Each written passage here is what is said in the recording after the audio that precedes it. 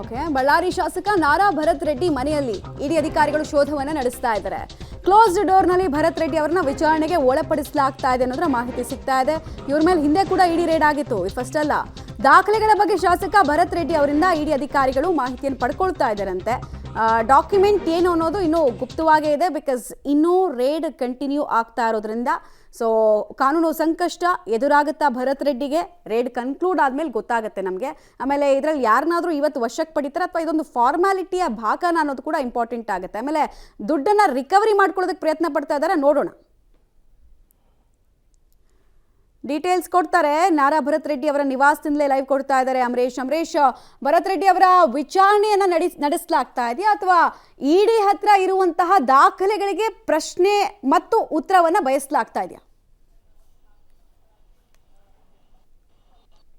ಅಂತ ಎರಡು ವಿಚಾರಗಳನ್ನು ಸಹಿತ ಇದೀಗ ಇಡಿ ಅಧಿಕಾರಿಗಳು ಶುರು ಮಾಡಿ, ಒಂದು ಅವರಿಗೆ ಸಿಕ್ಕಿರ್ತಕ್ಕಂಥ ದಾಖಲೆಗಳನ್ನ ಮುಂದಿಟ್ಕೊಂಡು ಈ ಭರತ್ ರೆಡ್ಡಿ ಅವರ ವಿಚಾರಣೆಯನ್ನ ಮಾಡ್ತಾ ಇದ್ದಾರೆ. ಮತ್ತೊಂದು ಕಡೆ ನಿಜನ ಸುಳ್ಳು ಅನ್ನುವಂತ ಮಾಹಿತಿಯನ್ನು ಕೂಡ ನಾನೀಗ ನಾರಾ ಭರತ್ ರೆಡ್ಡಿ ಅವರ ಮನೆ ಮುಂಭಾಗದಲ್ಲಿ ಈಗಾಗಲೇ ಇಡಿ ಒಳಗಡೆ ಏನು ಭಾಗ ಹಾಕೊಂಡು ವಿಚಾರಣೆಯನ್ನ ಮಾಡ್ತಾ ಇದ್ದಾರೆ. ಮತ್ತೊಂದು ಕಡೆ ಹೊರಗಡೆ ಕೇಂದ್ರ ಭದ್ರತಾ ಪಡೆ ಸಿಬ್ಬಂದಿಗಳನ್ನು ಕೂಡ ನಿಯೋಜನೆ ಮಾಡಲಾಗಿದೆ. ಅಂದ್ರೆ ಈ ವಿಚಾರ ತಿಳಿದ ಮೇಲೆ ಯಾರಾದ್ರೂ ಅವ್ರ ಅಭಿಮಾನಿಗಳು ಬರ್ಬೋದು ಅನ್ನೋಂಥ ಕಾರಣಕ್ಕೋಸ್ಕರ ಮತ್ತೊಂದು ಕಡೆಗೆ ಮನೆ ಕೆಲಸದವ್ರನ್ನು ಸಹಿತ ಒಳಗೆ ಬಿಡೋದಕ್ಕೆ ಸಾಧ್ಯ ಇಲ್ಲ ಅನ್ನುವಂತ ಮಾತು ಹೇಳಿದ್ರೆ, ಆದ್ರೆ ಅದಾದ್ಮೇಲೆ ಮತ್ತೆ ಇಡಿ ಅಧಿಕಾರಿಗಳ ಪರ್ಮಿಷನ್ ಅನ್ನು ತೆಗೆದುಕೊಂಡು ಮನೆ ಕೆಲಸದವ್ರನ್ನು